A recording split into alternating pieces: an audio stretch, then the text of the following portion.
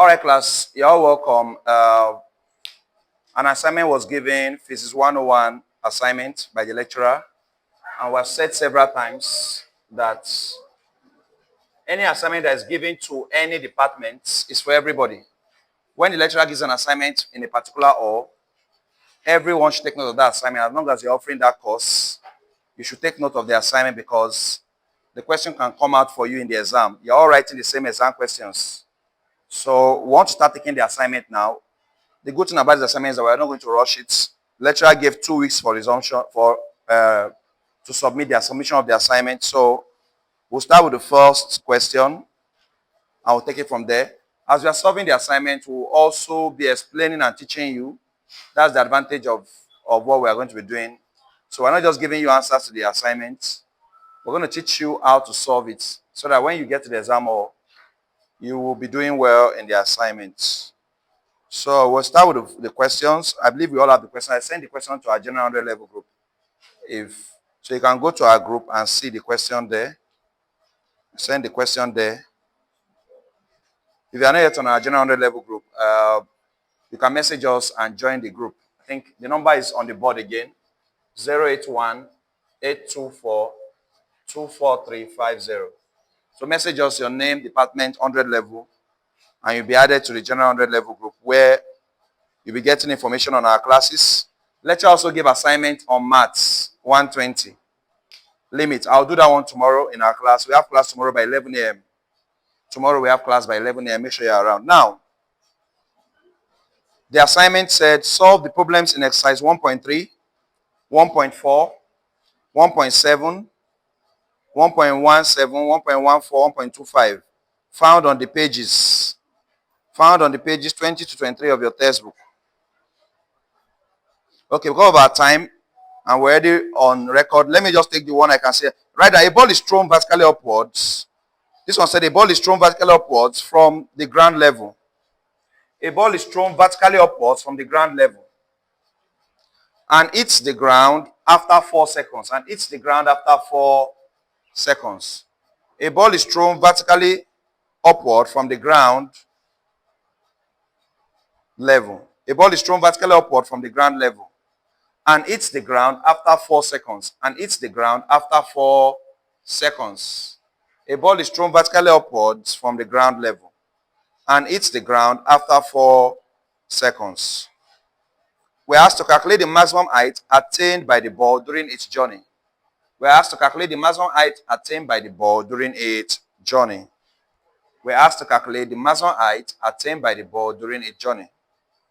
So class, a ball is thrown vertically upward from the ground level and hits the ground. So that means, class, what it means is that the ball went up and also came after 4 seconds. So this time is not just the small t, it's the time of flight.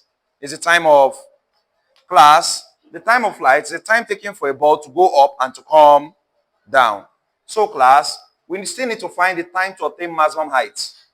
We need the time for the ball to go up only, since we are looking for the maximum height attained by the ball. Class, if you use this time, 4 seconds, your answer will be wrong, class. We need the time taken to obtain the maximum height, because this time is the time of flight. How do I know it's the time of flight? Because the question said, is the ground after something that was thrown up and then later came down to hit the ground? It means that it has gone up and come. So that's 4 seconds is the time it took the ball to go up and to come down. That's time of flight. But we need the time it took to go up only.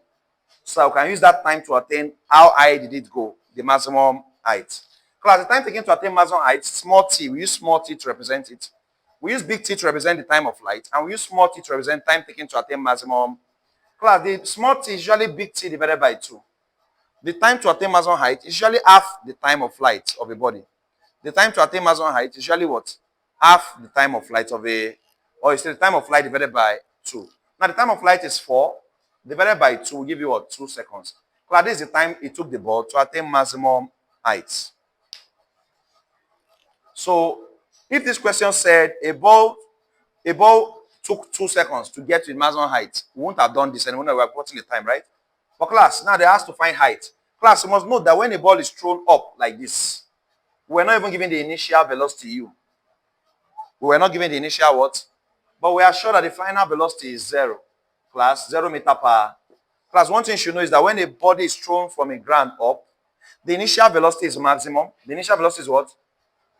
Why the final velocity is 0? Why the final velocity is what? 0. Why is the final velocity 0? Plus, take note that anytime a body is thrown up, as the body is going up, the speed is reducing. And until it gets to a maximum height where it can no longer go up, it now has a speed of what? 0. So class, a body or a ball or whatever you're throwing up has its highest speed just before it leaves your hand. Class, the speed you used to push this marker up is not the same speed the marker will use to keep going up. Let us say you throw a ball up with a speed of 20 meters per second. Class, as this ball is going up, the speed is reducing because it's going against gravity, it's going against till it at the maximum height, when it can no longer go, it means that the speed has finished. The final velocity is now what? 0 meter per. So that's what happens. Anytime you are told that a ball is thrown up, an object is thrown up, take note that the final velocity is what? 0. And the initial velocity is maximum, meaning that the highest velocity of this ball is just before it starts going up. That's when the ball will have the highest velocity. Good. Now, we also know that since this ball is under the influence of gravity, we also have G, acceleration due to gravity G, is 10 meters per second square. Acceleration due to gravity G is what? 10 meters per second square. So class, we're going to say V equals to U minus GT. Class, remember our equations of motions. We have 4 equations of motion. We have V equals to U plus AT. We have V square equals to U square plus 2AS.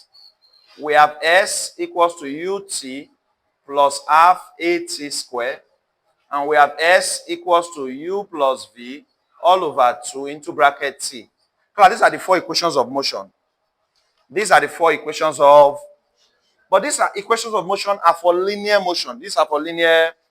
But the question we have on the board is a free fall motion.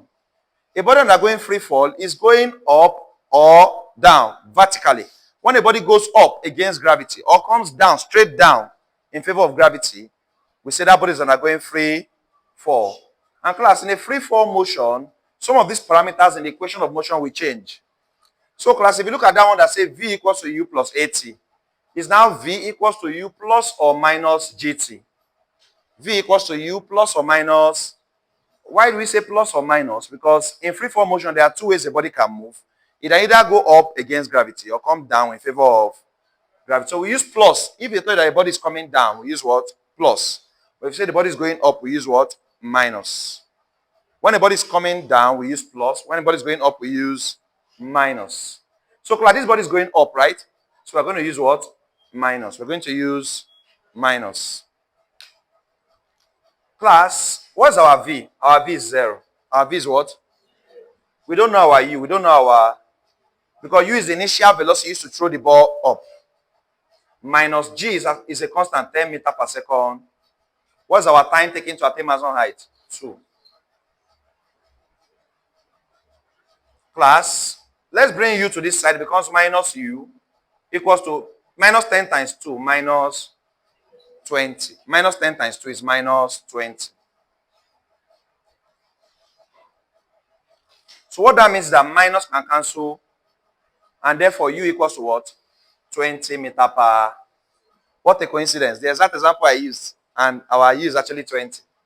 Class, but did the question ask us to find U? No. What did they ask us to find? Height, maximum height. Now we must visit another equation of motion. Class, V square equals to U square plus 2AS.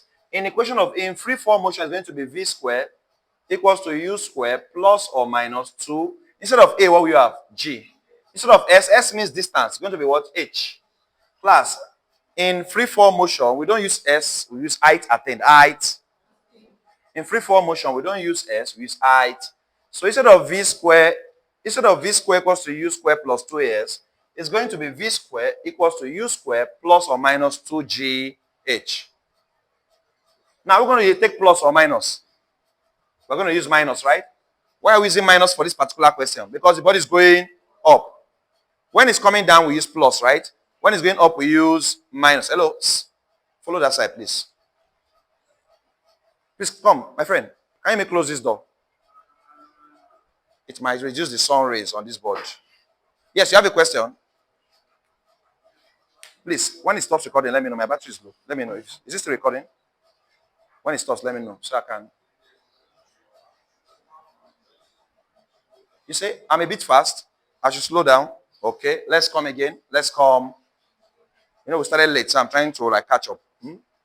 But of course, there's no need to rush because we have 2 weeks, right, for the assignment. So we can be doing it small, small. We have 2 weeks to submit the assignment. Now, class, let me come again. Let me come. But I've not even finished yet. Oh. I've not gotten the height yet. Let me finish then come. I've not even solved for the height yet. I've not gotten the main thing they asked in the question yet. When I finish, I'll now repeat my. Is that okay? Okay, now V square. What's our V? 0. Our V is what? 0. So 0 square equals to, what's our U? 20 square minus 2. What's our G? 10. Is H you are looking? 0 square is 0, right? 20 square is 4. Minus 2 times 10. 20H. Can we bring minus 28 to this side? It becomes plus 20. The sign will change from minus to. So plus 20H equals to 4. Can we divide both sides by 20? 20 cancels. So H is 400 divided by 20. 20 meters. 20. Class, it therefore means that this body covered 20 meters. The maximum height attained by this body is 20. The maximum height attained by this body is 20 meters. Please, you can write then. When you're done writing, I will come again. So when I'm explaining, you're not writing. You can write, then I'll come again.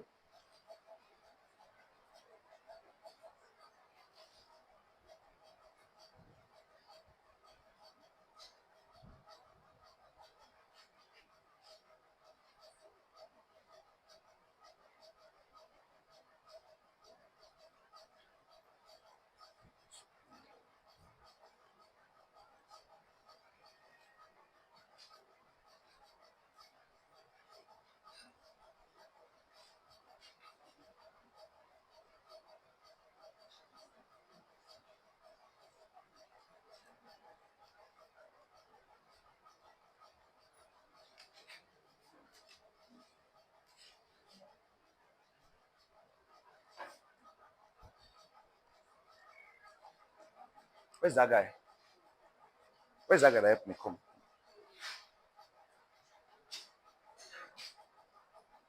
Since I've closed this door, the rays are still showing. I think the rays are from that side. So if you put it like this, it might block the rays.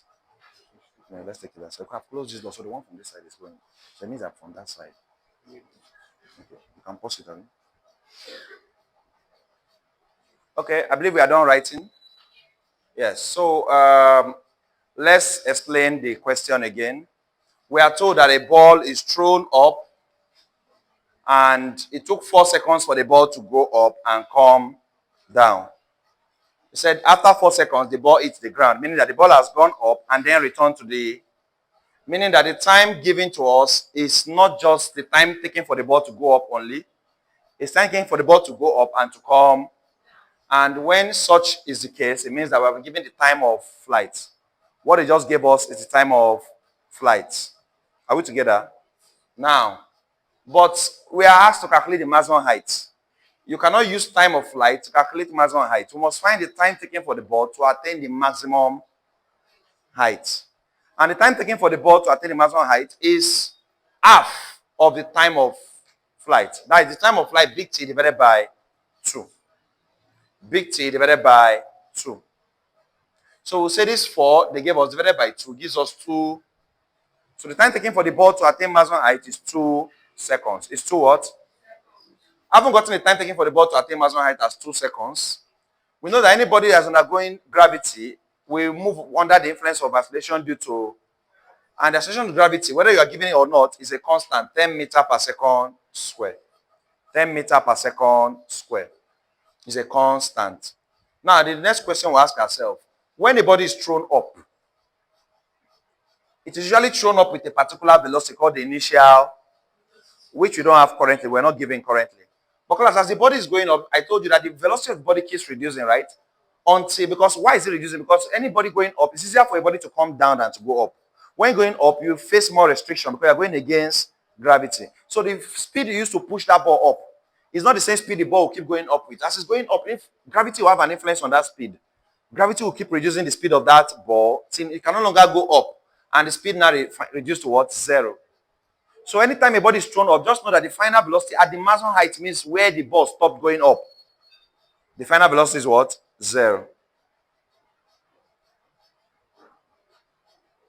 So we don't know u, but we know that v is what? 0. We also know that g is 10 meters per second square. We know that the time taken to attain maximum height is 2. We're now going to go to, this is a motion question, so we must introduce the equations of motion. We have here v equals to u plus at. We have v squared equals to u squared plus 2as. We have s equals to ut plus half at squared. We have s equals to u plus v all over 2t. Class, you must pick the correct equation that suits the particular question you are being asked.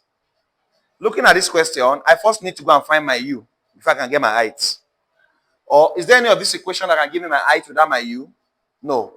If you watch, in all my 4 equations of motion, u is needed, right? U. So I need to go and get my u. U means initial velocity the ball was used to throw. The initial velocity that was used to throw the ball up. U. So class, to get my u, I pick this equation of motion v equals to u plus at. But class, I cannot use this equation like this because this equation will work for linear motion. But I'm dealing with free fall.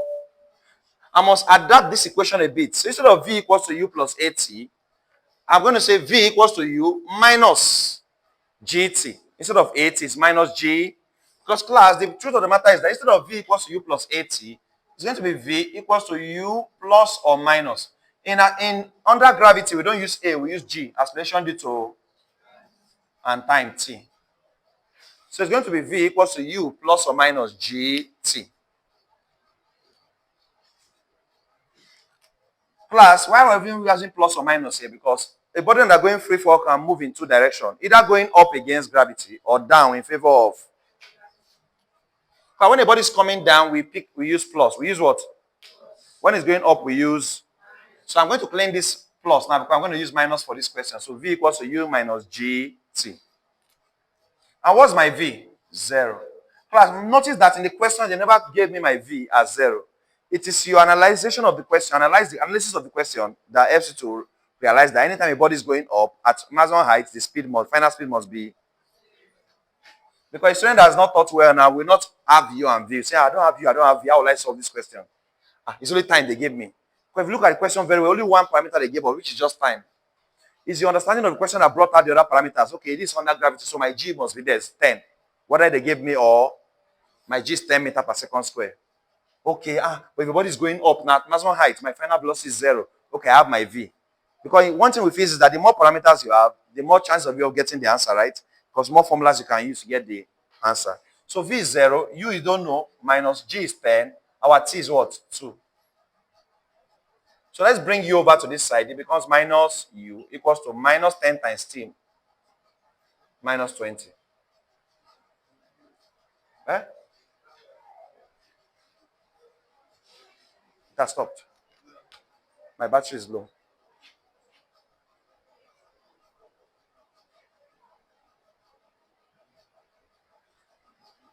So class, a minus cancels minus and u is what? So our u is 20 meters per second. But that's not what they asked us to find. But u will help us to get what they asked us to. They asked us to find height. So I now came to this equation v squared equals to u squared plus 2s. But I will not use it like this. I'll transform it. For under free fall motion, it's going to be v squared equals to u squared plus or minus 2. Instead of a, what do you have? G. Acceleration due to. And instead of s, what do you have? Height h. Now, instead of plus or minus, which one we use? Is it plus or minus? We know why we're using minus, right? Because the body is going against gravity. So v squared equals to u squared minus 2gh. What's our v? 0. So 0 squared equals to u. What's our u? 20 squared minus 2. Which g? 10. H is what we're looking for. So when you have only one unknown, you are close to your answer. 0 squared is 0, right? 20 squared is 4. 2 times 10, 20h. Make h select of the formula and you have 20 meters. Class, this is better. So we've gotten our maximum height and we have solved part B of the question. Who is with the physics textbook here?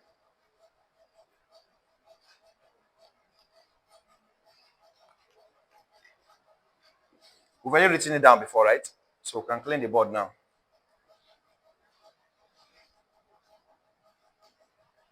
Thank you.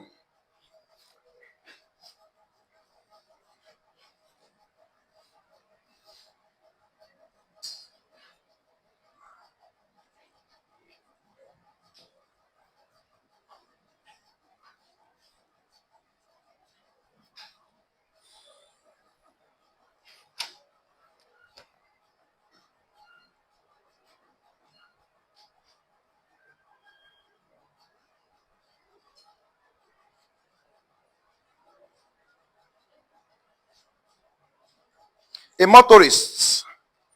A motorist traveling at a speed of 120 kilometers per hour. A motorist traveling at a speed of 120 kilometers per hour. A motorist. A what? A motorist traveling at a speed of 120 kilometers per hour. Notice the boy crossing the road in front. Notice the boy crossing the road in front. A motorist traveling at a speed of 120 kilometers per hour. Notice the boy crossing the road in front at a speed of 2 meters per second. The boy was moving at a speed of what? 2 meters per second. So let's call the speed of the boy 2 meters per second. I'll come again in case you are lost. A motorist, right? Traveling at a speed of 120 kilometers per hour. A motorist, did the test hold?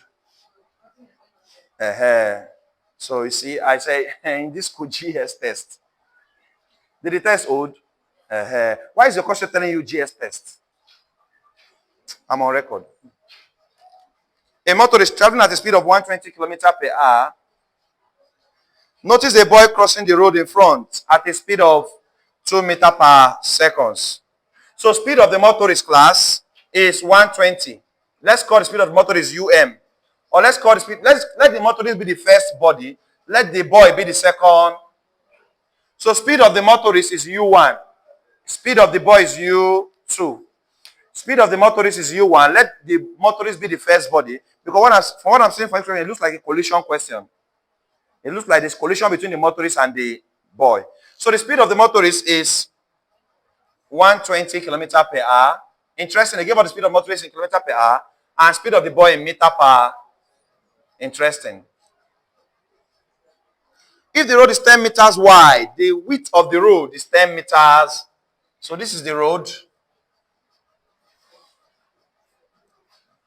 10 meters wide.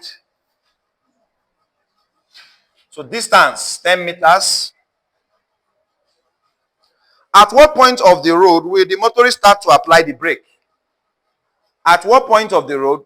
So the boy is crossing. If this is the motorist class, the boy is crossing from this point to this point. At what point on the road will the motorist start to apply the brake so as to stop at the zebra line when the boy has just finished crossing? So as to stop at the zebra line when the boy has just finished crossing. Class, you know what a zebra line is, right? It's that line that is drawn that indicates to the person driving that you should slow down. The crossing might occur at that point. Crossing of people, school children, you understand, passers by. So the motorist must not get to the zebra line. If he gets to the zebra line, he will hit the boy. And from the story of the question, the boy crossed successfully. The boy did what? Because say if the road is 10 meters wide, at what point of the road will the motorist start to apply the brake so as to stop at the zebra line when the boy has just finished crossing? So according to this question, the boy just escaped the car. That means the boy, you know that kind of incident whereby some of you didn't see a car coming, you just crossed. So thank God though. Do you understand? So they say at what point of the road will the motorist start to apply the brake? At what point means position. The question is asking us to find position of the motor. Position of the what? Of the car. The position of the car relative to the boy. The position of the car relative to the what? To the boy. A motorist traveling at a speed of 120 kilometers per hour notices a boy crossing the road in front of in the speed. Now, the speed of the boy, let's change this to meter per second. How do we change kilometer per hour to meter per second? Class, we multiply by 1,000 and divide by what? 3,600. 3,006. To convert from kilometer per hour to meter per second, you multiply by 1,000 and divide by 3,600. What are we going to have? We're going to have 120,000 divided by 3,600. We're going to have 120,000 divided by what? 3,006. If you want to do it manually, 0,000 has gone here.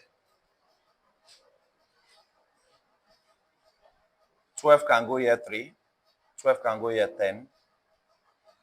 So this is 10 times 100 divided by 3. Looks like 33.3. 33.3 meter per second. Someone should calculator for us. 33.3 meter per second. 33.3 meter per second is the speed of the motorist U1. The speed of the boy is 2 meter per second. The position S. Class, we have S equals to UT plus half AT square. We have V equals to U plus AT. We have V square equals to U square plus 2AS. Now looking at this question, the boy is crossing this road 10 meters wide and moving at the speed of this. Class, we must find out first of all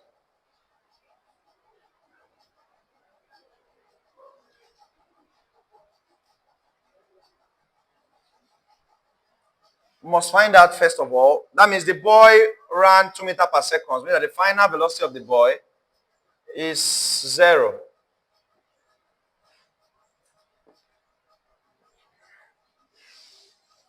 Now let us find the position of the boy. To find the position of the boy, we first need the acceleration. Acceleration of the boy used.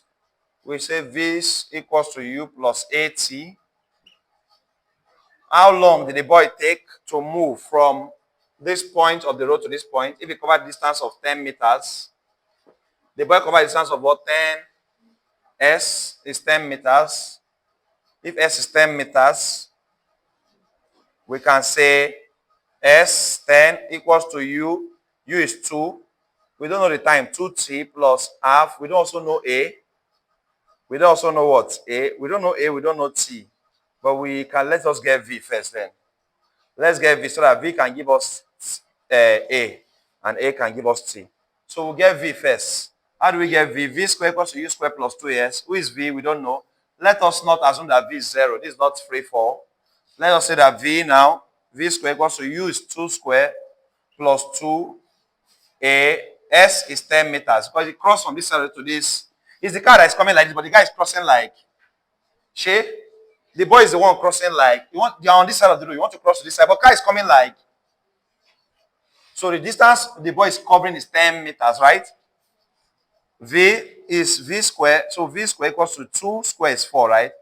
Plus 2 times 10, 20A. 20 what? A. So that V square equals to, V square equals to 4 plus 20A. Oh, we don't know A. Do we have A? We have 2 unknowns here. We can't use this equation. Sorry. We can't use this equation. Which equation can we use? S equals to U plus V all over 2T.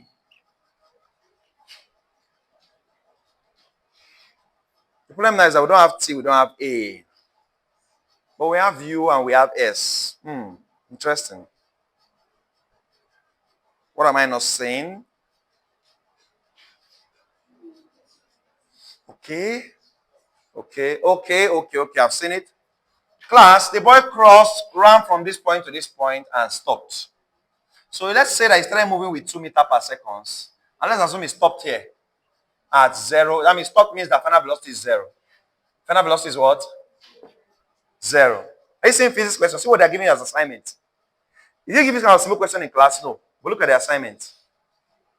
So let's say V is 0. So we're going to say 0 square equals to U. Who is our U? 2 square plus 2 times a times 10. 0 square is 0. 2 square is 4.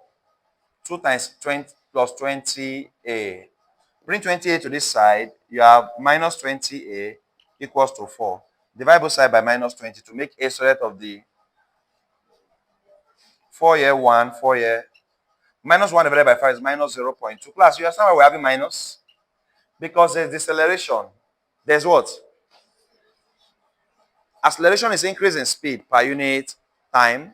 Deceleration is decrease in speed per unit time. Acceleration is increase in speed per unit time. Deceleration is decrease in speed per unit. If we did not have minus, I would have been surprised. I would have been. Why? Because how can you start with 2 and end with 0? It means that there is no acceleration, there's deceleration. We call it deceleration or retardation. Deceleration or retardation. Deceleration or retardation. So our acceleration is minus 0.2 meter per second square. Haven't gotten our acceleration. What we need to now get is the time. How long? How long? The time, if our v is 0, our u is 2, plus minus 0.2 t. Plus time minus is minus, right? So 0 equals to 2 minus 0.2 t. Let minus 0.2 t come to this side, become plus 0.2 t equals to 2. Divide both sides by 0.2. 2 divided by 0.2 looks like 10 seconds. 10 what? Class, we've just achieved a landmark. We now know the time it took the boy to cross the road. The boy took 10 seconds to cross this road. The boy took 10 seconds to do what? And this motorist noticed the boy. He did not know that the boy was coming. He noticed the boy very, very late. He noticed the boy very, very what? And the boy took 10 seconds to cross this road, meaning that the motorist must have at least 10 seconds before getting to the boy, so that the boy can cross the road. The motorist must have at least 10 seconds before getting to the... That means the boy has 10 seconds to cross this road before the motorist gets to him. So the motorist must apply the brake 10 seconds earlier. At what point must the motorist apply the brake? At what point must the motorist apply the brake for him not to hit the boy? I'm coming. You have a question? What's the question?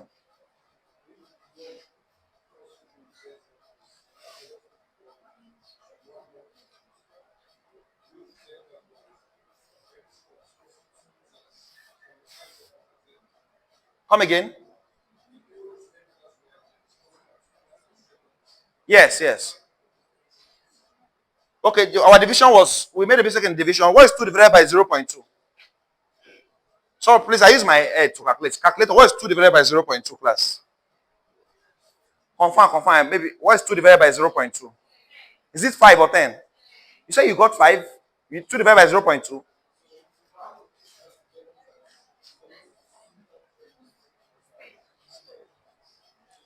The velocity is what? Oh, you are saying 10 divided by 5? No, now, equation of motion is meant from the normal average velocity now. This is equation of motion we used to solve it. I didn't just produce 10 in my head. I used the equation of... You are just saying, see what it's saying? It's saying that since the distance is 10 meter and it's 2 meter per second. The distance is 10. Velocity is speed. Let's say speed is 2 meter per second. You know that speed is distance all over time, right? Speed is distance all over. And if you're looking for time, time must be distance all over speed, right? If you make time, is that what you're saying? So you just say distance divided by speed without considering the fact that the boy has the final velocity. Class, we use this formula when we're using average velocity. We don't consider initial and final. But this is a peculiar question, so all details of the question must be taken into consideration. It's assumed that normally you're trying to cross from this side of the road to this side under pressure. It's assumed that you will run at the highest speed possible. And when you finally cross the road, the idea is exhausted, you then stop. Do you understand? So we have to consider that the boy started with 2 and stopped at 0, because even if he didn't stop, we'll assume that this is our point. Whatever he did after this point does not concern us. So at this point, it is a stop. Do you understand? Yes. So you won't just say it's 10 divided by 2, 5. you will have to apply equation of motion. Do you know that? Yes. Why I like this, your question is this. Sometimes I can give you a question and you use two different methods and you have two different answers. This answer you got now is in the option and you are wrong. Use your equation of motion. There's a reason why they gave that equation of motion. Class, the scientists that brought the equation of motion knew that speed is distance over time. But why are we still using v equals to u plus h to get speed? That speed equals to distance over time is a general speed, average speed. But this particular one puts into consideration when the body started and when it ended. Its initial, its final. All those things put into consideration. Was there actually increase in speed or decrease in speed? This guy does not account for whether there's increase or decrease. This guy does not account for his acceleration. Like, yeah, this one we use the acceleration as one minus. So this is a more, you understand? So this helps you to attend to the exact question. But it's a nice question. And moving forward, class, our time is 10 seconds. So it means that the motorist has exactly 10 seconds to avoid hitting the guy. So they say at what point means what's the distance, at what position. So we're looking for the position of the motorist now. We're looking for the position of the what? Motorist. If he has only 10 seconds, the motorist has only 10. Why do we say the motorist has only 10 seconds? The boy has only 10 seconds to cross, right? If the motorist must not hit the boy, he must have applied the brake 10 seconds earlier. Because it's a case of the driver is driving, you don't notice that someone is crossing. So at the point of hitting the boy crossed in 10 seconds. At what point must he have, if he did not hit the boy, he had only 10 seconds to apply the brake. Not to hit the boy, because the boy crossed in 10 seconds. And in that 10 seconds, there's no contact between the boy and the motorist. So the motorist has only 10 seconds to press the brake so that it doesn't hit the... And that kind of brake, I drive, and that kind of brake, what kind of thing, when you are not expecting the person, you press it once. That thing is you show in car, that the car will make that noise. Is that brake, the tire will even scratch on the road. It's that kind of situation. So you just press the brake once. So you had only 10 seconds to... I mean, the boy must have also ran at that 2 meters. Now, so time taken for the motorist to cross, to press brake is 10 seconds. So by getting the time it took the boy to cross the road, we also get the time, is that same time because it must have taken the motorist to press the brake so he didn't hit the boy. Now, we now need the position of the motorist. At what point must the motorist have pressed the brake? If it's in 10 seconds and the distance is 120 km per hour, his final velocity is 0. His final velocity is what? Because the motorist also stops, right? Brake means stop. Brake means what? He pressed brake means he also... So moving at 120, you now stop. You know, that kind of brake. When you're moving very fast and you just brake the car, you're going to have what? Final velocity is what? 0. Initial velocity is 33.3 meters per second. Time 10. Let's find position S. But let us first get the acceleration. Of course, it will be a deceleration. It will be a decelerate. It will be a negative acceleration. Let's get the deceleration of the motorist. To get the acceleration of the motorist, you're going to say V square, which V is 0. 0 square equals to U square. Who is U? We've converted to meter per second. 33.3 square, right? Plus 2. Who is A? We don't know. Who is S? Okay, we don't know S too. So we can't use this. Where is that one we can use? We can use V equals to U plus 80, sorry. V equals to U plus A T. V is what? 0. U is what? 3.3. Plus A, we don't know. What's time? 10. 10 times A, 10A. Can 10A come to this side? Become minus 10A equals 33 point. Who knows that we're going to have a negative acceleration? You know, right? Someone's moving at 120 and just stops at 0. Did he accelerate? No, he decelerated. He decelerated. It did not accelerate. It decelerated. It's negative accelerate. Now divide both sides by minus 10. 33.3 divided by minus 10. Minus 3.33 meter per second square. Negative acceleration. I haven't gotten the acceleration. We'll not get the position. I will not get the what? Position. The position of the boy now, which is the distance. When you say position means distance, the distance. Look at what they are setting for you in exam.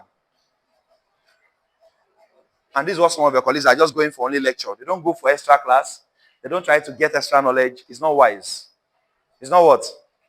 See what you're going to face in the exam. Even me that know physics very well, see how long it's taking me to solve it. Now imagine a student that some of you don't even like physics, you don't like mathematics and physics, you don't like calculation, right?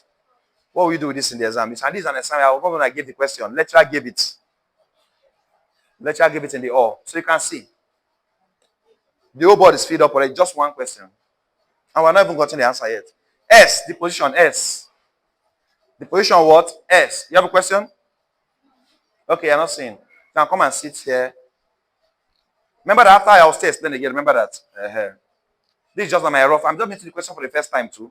So when if I've solved it before coming to teach you, it would have been different. I have just arranged it. But I'm also making it for the first time. So expect a bit of maybe disorganization in myself. I'm also trying to decipher and unlock the question myself. Are we together? Where you see, I'm analyzing the question in real time. I've not maybe gone to look at it before and come and solve it now. I'm analyzing the question in real time, yes. To see all the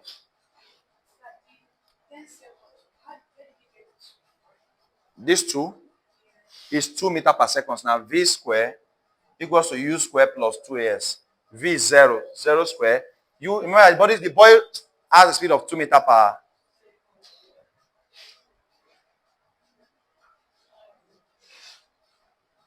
It's still showing.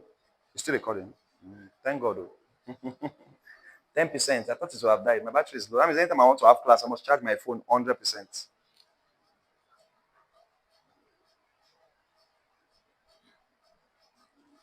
All right, class. Let's now get the position.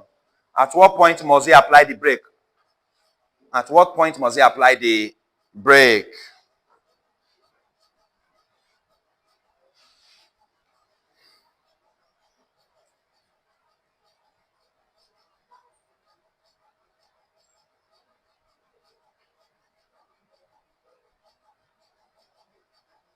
S is distance now. We're going to use S equals to UT plus half AT square. S equals to UT plus what? Half AT square. S equals to UT plus half AT square.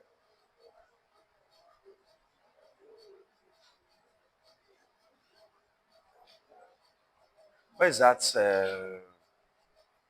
Okay, write down so that we can use the main space for the board. Write down, write down.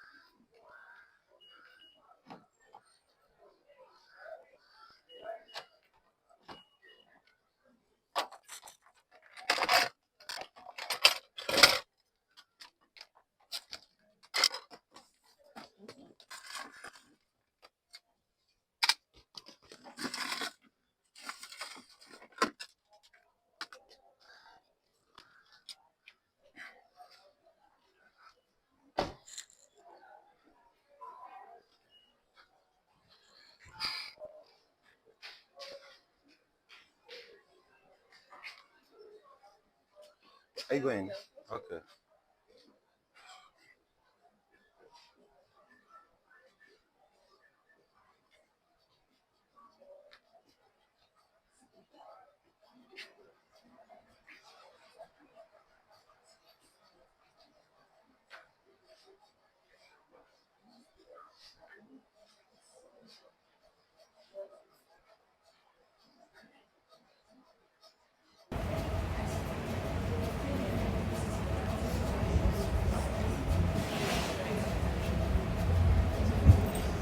Okay, class.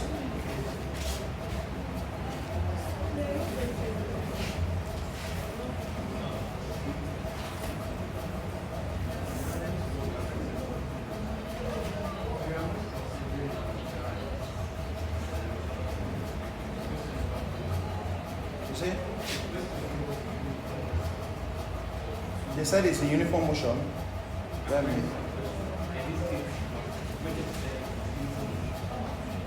A motorist traveling at a speed of 120 km per hour. Notice a boy crossing the road in front. Okay, it never give us deceleration. Okay, but let me tell you why we're going to decelerate. Yeah? They never told us yes, but the fact that the car will brake is deceleration already. The boy will also stop, that's what I'm saying. Eventually, after crossing. He never told us that the boy will stop.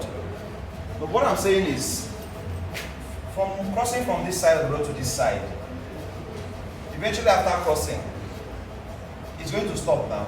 in the sense that crossing from this side of the road to this side, and even if he doesn't stop, the movement of the boy from this side to this side, this is where it ends. We don't want to know what happens after here. And it's not our responsibility to know. If you're not considering what?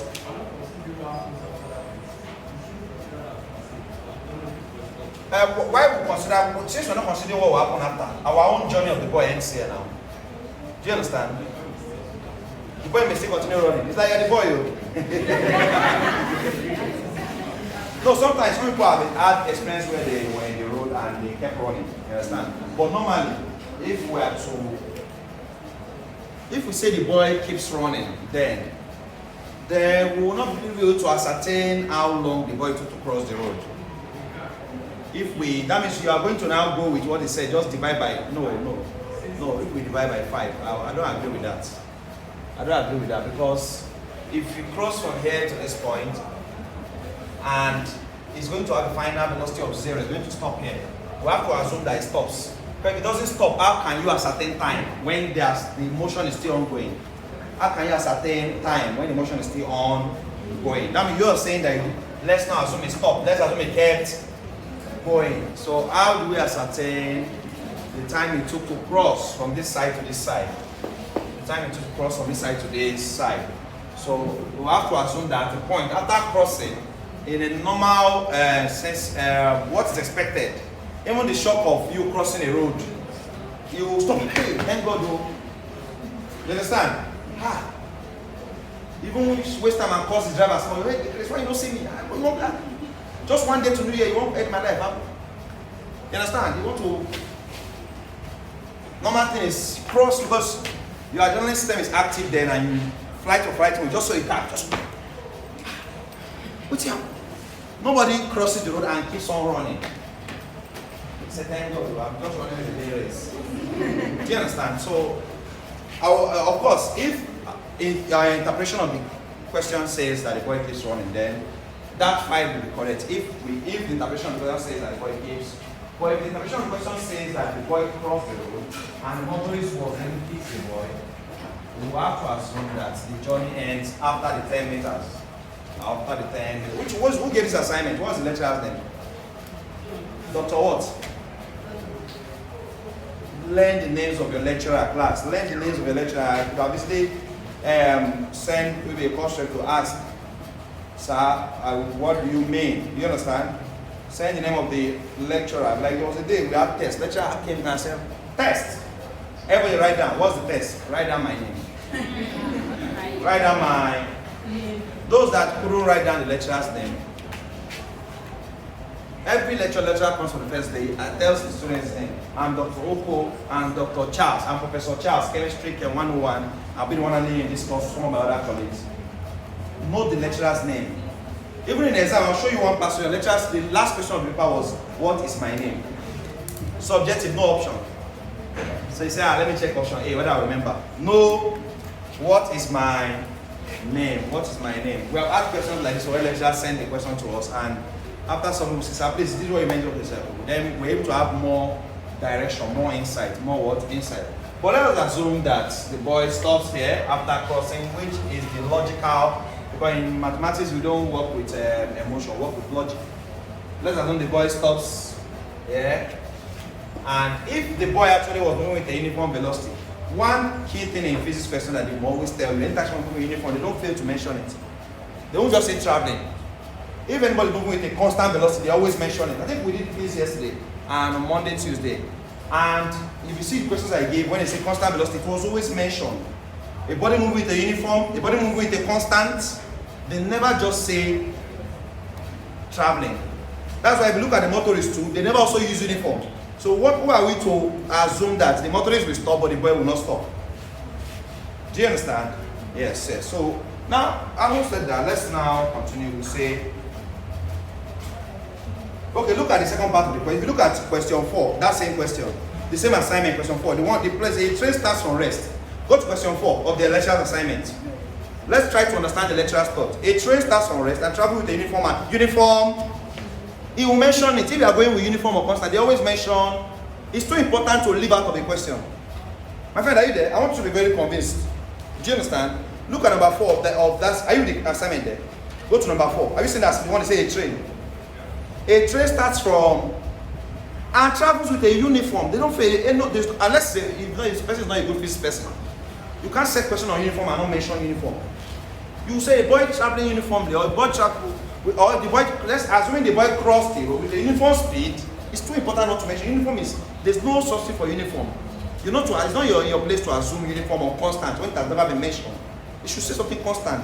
When they say traveling, you have to assume that that's what it started with. And then, of course, and if they don't mention uniform, it's not your place to assume that it just kept on going like that. We don't do things like that. I know our lecturer said a train starts from rest and travels with a uniform acceleration 0.5 meter per second square for 20 head. They stop there, 20 stop. That's not the same fish question.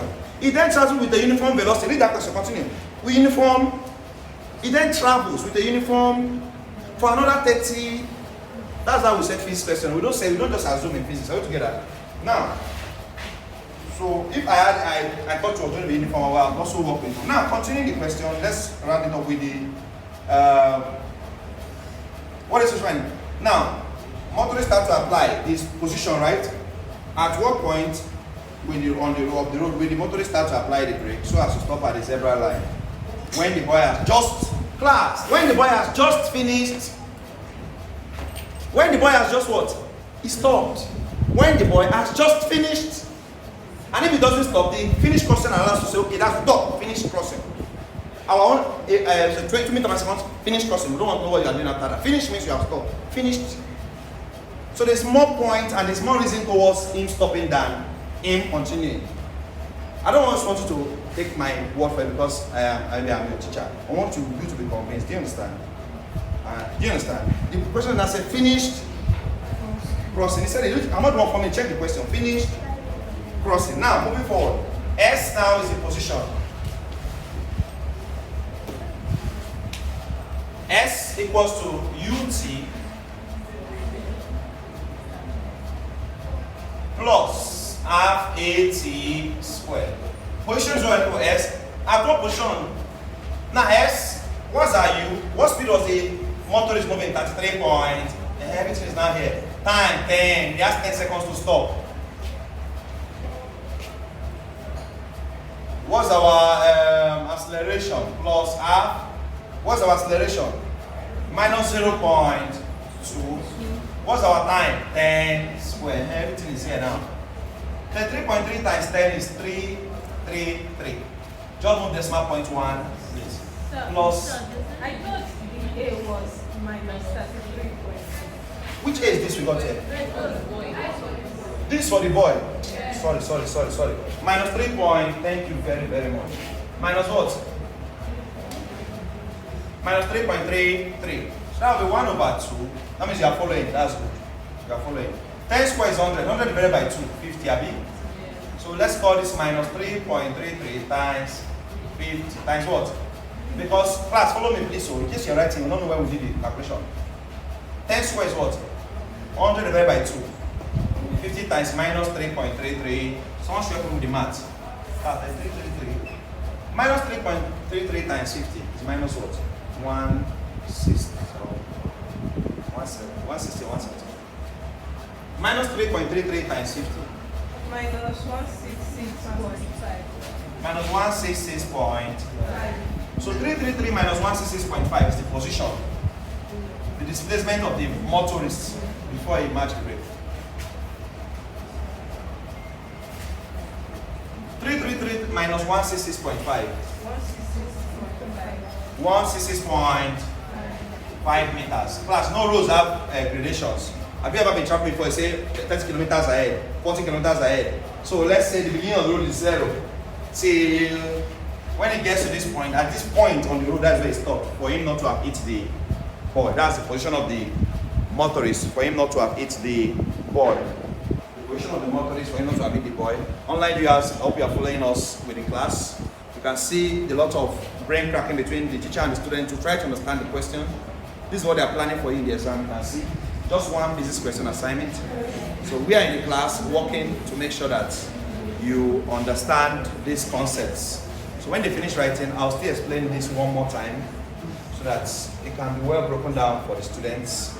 Then we'll take some of the other assignments, but we won't finish it today. Step by step, we're doing little by little.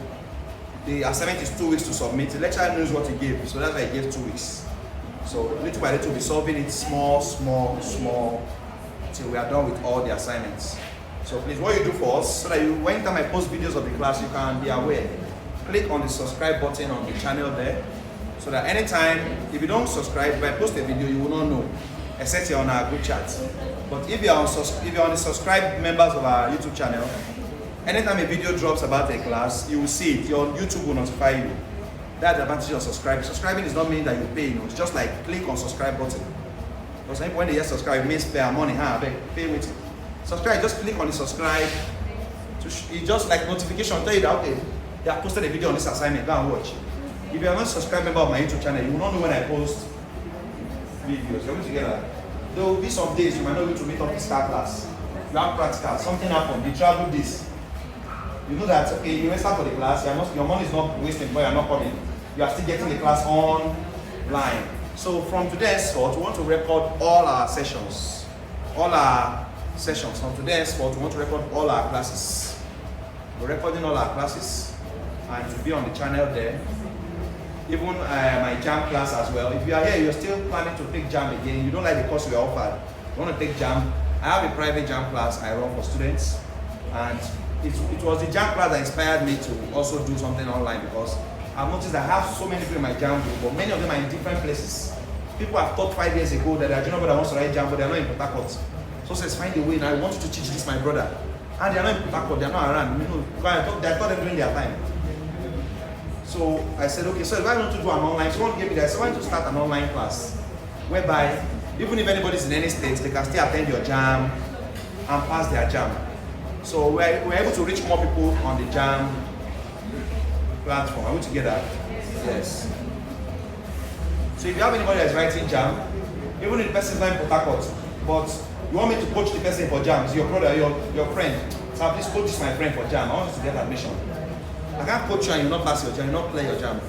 If I'm solving tough questions, like, is it JAM that I cannot solve? This university level question, then what's JAM or post-TME?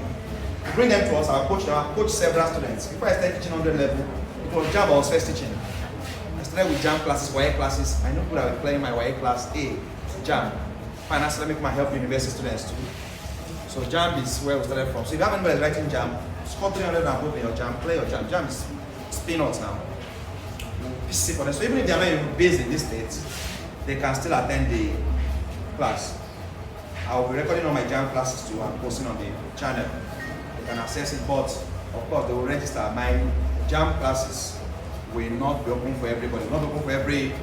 All these videos I'm opening. I just noticed there's a part of YouTube that does not allow. I can put it on private. If I don't grant you access to my videos, you will not watch my videos. I cannot be suffering doing videos like this for free. How much is this 40,000? This thing, stand there, I have not even been able to use it. This one, ring light, 27,000, I bought it. Microphone, you are spending money. Then you now upload data. That's solar, you're seeing there's 500K. This small solar, that yellow thing that's charging the ring light. You spend money on this thing. When you test them, bring 12K, look at this. When you go outside to buy this thing, they're not pitying also. I'm not telling them it's my first time. We bought this. Then imagine doing video every, so all the time I took to set up video, carrying this thing every day to school. When you say, just to encourage us, it's not easy. You say, no, it's bad. When someone is trying to help you teach you. So I'm going to put that YouTube on a private viewing. That means I have to send you invite to watch the video. You cannot even screen record the video. You cannot download the video for any of your friends. You can't share it to anybody. It's only those that have registered in my class that can access the videos. So do not think that this video, I know they come, I'll go and be stealing and watching it online. It will not work. If you have not registered my class, you cannot access my videos. I will soon put all my videos on private. But what's the point? You want us to just, some people don't want to be suffering. You don't want to even contribute. Don't be a parasite. Let me contribute now. This man is working. Let me contribute my own. Is it free? Is it free? If everything in the world is free, we'll be able to do anything in this life. If your parents are working for free and they pay your school fees, where will they see money? When you get up, tell your mom, mommy work for free for 2 months. They will not be free. The way you are telling me to work for free, tell your mom to work for. So it's not for everybody needs money. So when someone is working and they say pay, because the person also needs money is needed. I'm not here because I like you. I'm not here teaching because I don't like you. I want to, when you need money, you offer a service that people need, right? People will now say, I need this thing, let me pay for it. Of course, I love teaching. I might say I don't like it, but I love teaching. But even if I love teaching, you still have to pay me. I will not teach for free. So this class is a registered class. But I always tell students, if you fail any course, the fee you paid for this class, you spend more than that fee for the course. You mistakenly get F in any course. Total fee for this course is 12,000. But the money you will use, the money you will spend to pass that course again is more than 12K, just one course you pay. But all your courses in our tutorial is 12,000 for the semester, for the full semester. Now if you are wondering, Sam, don't join in, I've missed a lot. There will be a serious makeup class, don't worry. Chapter 1, chapter 2, chapter 3, chapter 8, serious makeup. And you're even coming at the right time, you're joining us now at the right time because our clients are now ready. This is our first recorded class, serious recorded class, where I got all the equipment and everything. So I'll record chapter 1, chapter 2, and you will have access to it. I will teach you physically, you'll be in the class, but you also have access to watch it again, and which is going to give you more advantage than those that have joined earlier, but you can watch it again. And so that issue of I'm just joining, so how will I say the same with those that just have attended before? No. Because everything you have missed will be taught. So that means you're still getting everything again, right? You still have access to the screening as well. This assignment will be allowed. I'll post this one openly, but after this, I'm just saying recording this so they can know that after this they will not go to watch my YouTube videos again. If they have not registered, anybody that has not registered for our class, you will not be able to access the videos. Because someone showed me, I even tested it, put it on private. You won't even see that the video is on my YouTube. I'll have to be the one to tell you, I will put only my registered students. I have a group for those that are paid, right? That practical group is those that completed their pay. If you completed your payment, you add it to a separate group. And that group is where I'll be posting you will send your email, I'll send the invite to your email. From that your email, you now need to watch the videos. It's called a private viewing in YouTube. So it's not a general for everybody. Please take notes. Let's take one more question today.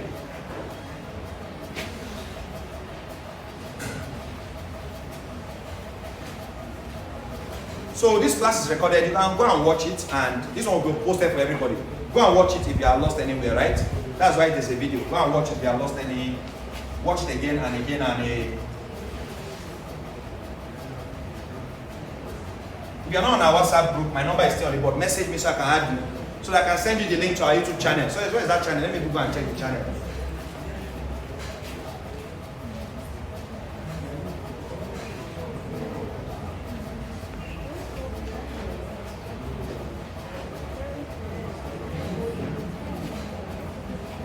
Given that, let's look at this question. Given that P plus A all over B squared and B minus B equals to RT equals to what? Given that P plus A over B squared, on this one choco.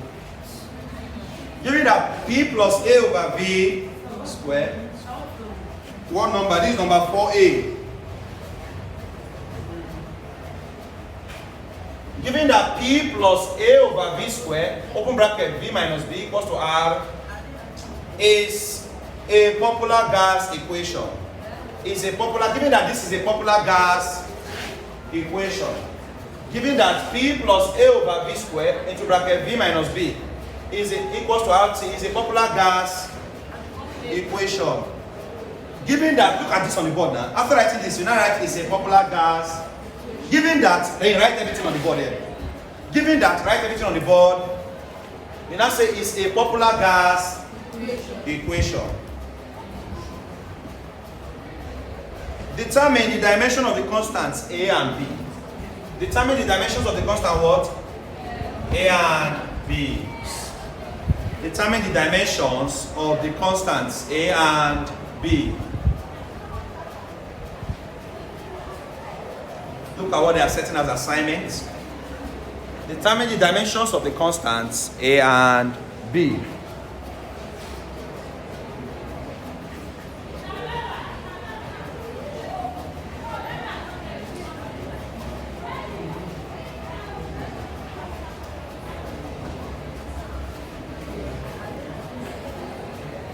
Class, I can put it to you that this equation, you will not recognize it, but I know it. This equation is an equation in physics and chemistry.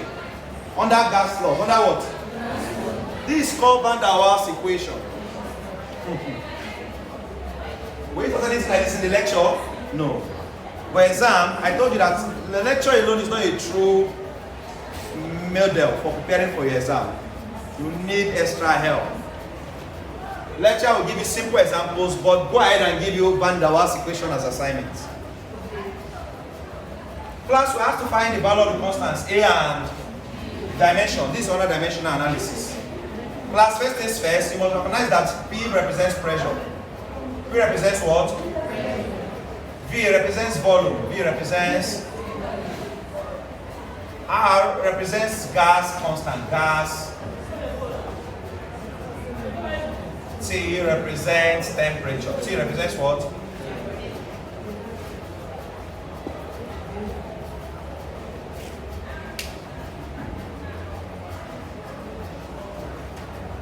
Class, the dimension for the gas constant R, we know that PV equals to nRT. Remember ideal gas equation? Who remembers ideal gas equation? PV equals to nRT. Ideal gas equation. Let us make R so therefore formula R therefore equals to PV all over NT. PV all over NT. So that R is P pressure. What's the dimension for pressure, class? Pressure is force all over area. Force all over what? And my force is MLT minus 2. Do you agree? My area is L squared. Do you agree? Yes. Class, under dimension analysis, we're looking at MLT, right? But class, we're also going to consider temperature as a what? As a fundamental quantity. What are the 7 fundamental quantities we have in physics? Mass, length, time, temperature, electric current, amount of substance, luminous intensity. I taught them in chapter 1. If you just join today, don't worry, I'll teach you again. Our makeup class is coming. Once they finish all the admission process, we'll do a serious makeup, comprehensive makeup class for all 100 level students. So any topic you have missed, chapter 1, chapter 2, I'll teach from the beginning, from the arrange the courses in your head, chapter by. I'll arrange it in your head. Now, permit me to solve this for those that have learned dimension, they will understand what I'm doing. Pressure, therefore L cancels L, leaving one L. When L comes up, becomes ML raised to minus 1, T raised to minus 2. This volume is L raised to power 3, right? Number of moles is a amount of substance, is mole, is a fundamental quantity, right? So the idea of fundamental analysis or dimension analysis is to return all quantities back to their fundamental form. Mole is a fundamental unit, right? Temperature is also a fundamental unit. Are we together? Yes. T, temperature.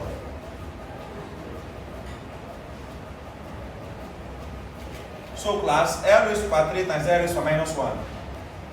L raised to power 2. 3 minus 1. 2 remaining, right? That's ml squared, T raised to minus 2 per mole per temperature per T.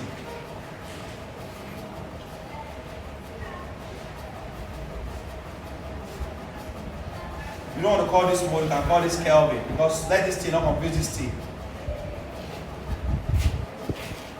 The general accepted unit for temperature is what? Kelvin. This is the dimension for gas constant. This is the dimension for what? R.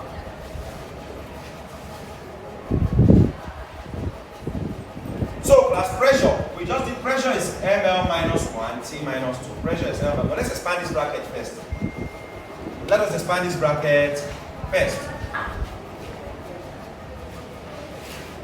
Expanding this bracket means that P times VP, P times minus B minus PB, A over V squared times V is AV all over V.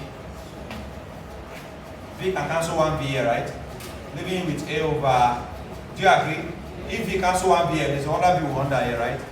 A over V squared times minus B is minus AB over V equals to RT. Equals to what?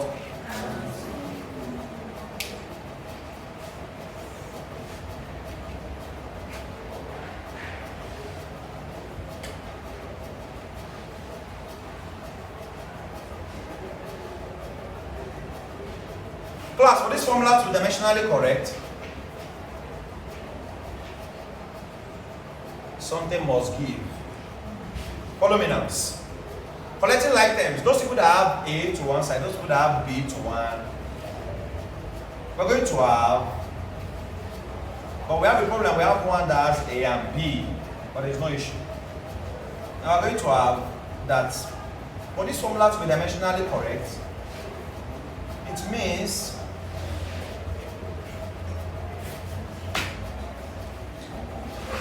that every entity here must be equal to the same entity here. So it means that PB must be equal to RT. And we're going to make B squared of the formula, B squared of the what? So that B will be equal to RT over P. B equals to RT over P. And dimension for R, we just got it here, is what? ML square T minus 2 per mole per all over P. What is the dimension for pressure? P.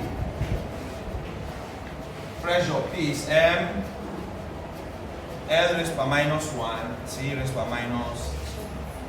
This pressure P. So that M cancels M. T raised per minus 2 cancels T raised per minus 2. L square divided by L raised per minus 1.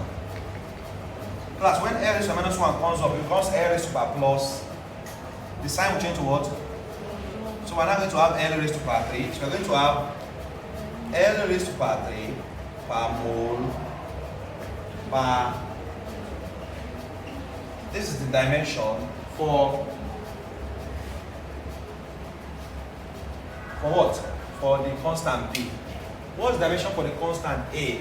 We're going to take anybody that A over B must be equal to RT. A over B must be equal to RT. A over B must be equal to RT. Make A set the formula by cross multiplying so that A must be equal to VRT. What is V? Volume. L cube. What is R? This R. M L squared T raised to minus 2. And what is T? Temperature, right? Temperature, let's call it Kelvin. So that's to normally temperature is also T, but to separate it from normal time. So that we now have L cubed times L squared. This M, L cubed times L raised to power ML raised to power 5, T raised to power minus 2. K, temperature. That's dimension for A. That's dimension for what? A. I'll give you a simpler example for you to understand what I'm talking about here.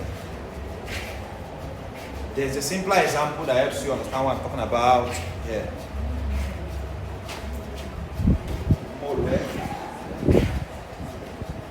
look, our R has mole, our R has per mole, right? Our R has, I didn't include R, our per mole. ML square, R is ML square, T minus 2 per mole, right? It's even per mole per Kelvin, right? Per mole per. So this should have been M L raised to power 5, T raised to power minus 2 per mole per what? Per Kelvin.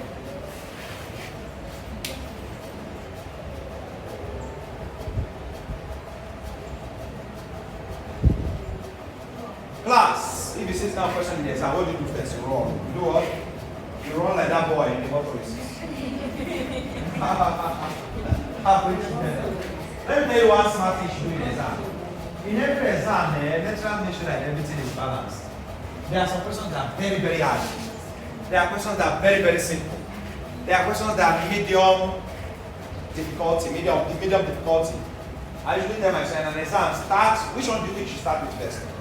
Start with the simplest. They gave you questions 1 to 50. There's no rule in exam that say you must answer number 1 before you go to number 2. No, if you like this thing, you don't finish number 1, you will not leave it. No. I must get my number 1, leave me. No. Smart, apply wisdom. Class, I've written an exam before whereby I started from number 35, 1 to 35, 1 to 50 questions. I first saw 35, but that's when I read. That's when I stretched my brain. I answer if I forget you. If I just cram that and it's just my brain, I don't want to follow, but not. Have you ever crammed before you enter and you go to someone, you don't want anybody to touch you? Before they peel off what you cram, don't peel waiting I cram for my head. I said they can peel it off. I said, don't touch me, I beg, I don't want. You don't even want to shake. You don't want to. So if you shake your head, the thing can scatter. You don't cram maybe all those botanical, those don't cost within 200 away. Botanical names, we're cramming about 200 botanical names. 200 level, you see some courses, theory exams. That one, OBJ cannot help you. Options cannot help. You know which exam has advantage. You can guess. God will help you. Only go shading. A, B. But theory, you have to show your. So you cram that and cram about 200 botanical names. I just carry my head like this. Don't touch it. Don't touch. So where's my seat? I just sat down. Number one, I said writing. He said start. I said, I don't shout. Start, why are you shouting? We are going to start. Just downloading. So class, when you start an exam, take the simpler questions. Go for the easy questions. What you do anytime you answer an exam and you answer number one, you do not get it. Number two, you do not get it. Number three, you do not get it. Number four, you don't get it. That thing will be killing your morale. Check. The ginger used to start the exam will no longer be there. You now start feeling bad. See, number 10, you got only 1 out of 10. How will you feel? I don't know anything. I don't talk. I don't know anything. Then when you now get to number 11, the one that is simple now, because your morale is low, something that you would have normally got, you have now switched off. You now also be struggling. But check someone that started with a good momentum. That energy, that it pushes you on, okay? It gives you faith that you can do more. Okay, I've gotten 10, okay. So when I start a question on an exam, another advantage of starting with the simple ones first. Plus, even if you don't know anything on an exam, the most painful part of it is when they are collecting your scripts and you have not finished. Because you were doing 1, 2, 3 and you're number 15. That's when they've not collected your script because you're struggling. Then, as you're collecting your script, you now look down at number 30 to 50. That's where all the simple questions that you know are, and they have collected your script. Time has gone. Time has. So 30 to 50, maybe some exams start with tough, then very simple. Some start with simple, tough, right? So let's say that one now, the simple ones were 30 to 50. 50 are the ones you know very well. But you are still struggling, I must finish number 1, not number 2, number 3. Then I say stop, you now solve 30 to 50, about 20 questions that you can solve, but there's no time again. And the one that you're struggling to solve, you're not even sure if you will get. But smart students have already gone through all the whole question. Which one can I do easily? That will not stress my brain first. I don't want to start the exam with stress. Oh, number 50, I can do you. Answer it. Number 35, number 41. Okay. You pick all the simple questions that you can do. Those ones that will not stress your brain. You've gotten like 20 marks. Okay, let me now go to the medium risk. See, let's say your answer exam. Start with the simplest. Simple, easy. After going to simple, easy, go to medium difficulty. The one that is a bit difficult but not that difficult. You have to solve. You have to think. You have to answer those ones. Then the last ones are difficult, extremely what? After extremely difficult, the last set, there are about 5 in that exam. Those ones, the one even if they give it 2 days, you will not be able to get it. Nothing come, I will call them nothing come. Nothing come. Those ones, it's only God that can help you. You now think of guessing. So you take like 20 easy questions, you struggle, you solve on that medium. Medium will stress you small. Solve 10, 30, okay, 30 or 50, I'm good. 20, difficult, and nothing come out. Difficult, you try, some you will miss, some you will get, some you will. Yeah, have you solved it before that you solve? Nothing come out at the end of the. Or no answer. It's not that nothing come out. No, you are solve. No, you will pay you and you wasted time. But what this does is that while you're wasting time, you know that you have anything that was simple, you have done it already. Anything that was medium, you have done. So when you are here now, you are not rushing because you are sure of some marks. But imagine someone starting here. That means nothing, you are not even sure of any mark. You know, there's confidence of someone that's already got like 20, 30 in the exam. I'm sure I'll get it. So no matter what I do here, I'm sure 30. There's a confidence and calmness you have. If you're not able to get this one, oh, you are calm. But someone that is rushing, I've not gotten anything. He will use that rushness and finish the exam and go and face simple questions. So he's rushing. Because you know, when you have not gotten anything, there's a bit of test that will happen to you. I've not even gotten 5 questions. I'll face the exam. That anxiousness is. But someone that's calmly said that, don't follow start and follow pressure and start. Look for simple question number 35. A. Okay, if someone doesn't meet to even solve anything, B. Pick those, even if they are 10, even if they are 15, pick them aside. Okay. Now, medium is who can I solve, but it will take me some more time. Solve them. Oh, who will take me a lot of difficult. Oh, who is this one? I don't even have ideas. Where I don't look at first. They are the ones who do, and they are the ones who now guess. And let me tell you how to guess in exam. When you're in an exam hall and you have answered 30 questions correctly and you don't know 20, this 30 questions, what option was coming out the most? Was it B? Was it C? Every exam has the option that comes out. It was called lecturer's bias. Lecturer's what? So lecturers like dropping all the answers in A. They don't like A. Maybe their first daughter's name is Amaka or something. You understand? So say A. Oh, I know what A. Every time A. Somebody will put your answers in A. So you told him answer. He will deny it. Says I will know you. All your exam will in this department. For 200 levels, you start with the departmental courses. You start knowing your lecture, departmental lecturers. You start know what how children like setting their. So lecturers, this one, this man, Dr. Joe said that one, I pass this young man. This one, you know they like to do pass question. This man, this one, if you don't come in lecture, you don't go pass in course. You know what lecturer likes. That's from 200 level. Now 100 level is general level. You don't know what he knows, and just read your passage very well, study your textbooks. It's a general course. OBJ, everybody, OBJ every. From 200 level, start seeing some lecturers that like some particular things. Study, okay. Know what to give them. So class, we have solved this question.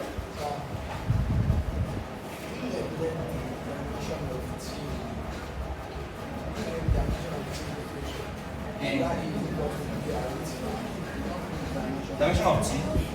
This T is temperature, is Kelvin. I didn't have it. Oh, interesting.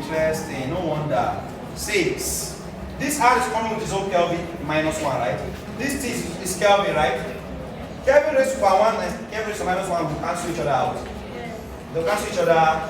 So the complete dimension of this A is mL raised to power 5, T raised to power minus 2 per mole per no Kelvin. No class. It said I forgot, I did not put this T, this T is Kelvin, right? But this R is coming with its own Kelvin raised to minus. So Kelvin raised to minus 1 times Kelvin, they cancel each other. So the final answer is now mL raised to power 5, T raised to minus 2 per mole. Yeah? In this one, was that T here? RT, right? This T is Kelvin, right? Where's R? mL squared, T raised to minus 2 per mole per. Oh, I did not put K. T, this, thank you. This what? T, right? Is K, right? So that when K times K raised to minus 1, they cancel. K raised to 1 times K raised to minus 1 plus 1 minus 1 is what? 0. Is what? So leaving out K from the dimension. So the complete dimension for P is just L raised to minus 3 per mole. L raised to minus 3 per. Yeah? It's everything volume. The dimension of volume is length times breadth times height. You understand this assignment? You just joined us today, I mean. You understand this assignment more when we do chapter 1 of physics. You understand the assignment more. When we start chapter 1 of physics, you understand the assignment more. But those that understand dimension, you understand why volume is L cubed, right? But volume is length times breadth times. Probably next week or next 2 weeks, but I will do the makeup when people are done with practicals too, so that nobody will say they are having practical, having anything, right? So you have also less stress. You actually focus on studying. To be an exam focus, but we should start exam focus serious class. Don't worry yourself. Chapter 1, chapter 2, step by. Are we together? So class, for this particular assignment, we'll stop here for today. In our next class, we'll take more assignments. So we'll keep doing the assignment. So if you watch till this moment, thank you for joining us. We'll keep posting more assignments. So if you would like to register with our class, you message me on WhatsApp. My number is here. So that you can be accessing all our videos. You can come for physical class. You can still be seeing all the class. All our classes will be recorded. And those that register with us will have access to the class. Those that register with us will have access to the. This is our phone number here. And you can join the class. Thank you very much.